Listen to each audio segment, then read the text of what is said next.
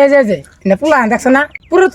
করে গেল কি কবাইয়া গো বুঝছ না ডাইরেক্ট বদমেশ এই যে পোলা দেখছ না এটা কার পোলা চুলের কাটিং দেখছো কি ডাইরেক্ট বদমেশ আমারটা সিধা কথা আমার পোলা যদি এবারে চুলের কাটিং দিয়ে আহে সিধা পিটাই করে বাড়ি সারা করুম আমার পোলা আজকে 2 বছর ধরে গাড়ি চাইতেছে দিমু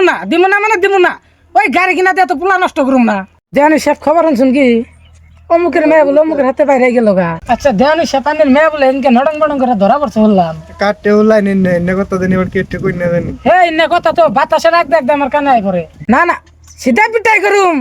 আমার মেয়ে যদি দেব করে ডাইরেক্ট পিটাই করুম জালাল ভাই একটা কথা শুনছ না কি কথা অমুকের মেয়ে বলে ওই ধান খেতে ধরা পড়ছে বুঝছ না তা তো আমি শুনি নাই থাকা আমি যাই গিয়া টাইম নাই বর্তমান ইন একটা মান হইলো না যা শুনছে পাড়া ঘরে মেয়ে ইন আবার কইতে গেল আছে ও কাকু তোমার মেয়ে বলে কালকে রাতে বাইরে গেছে বললাম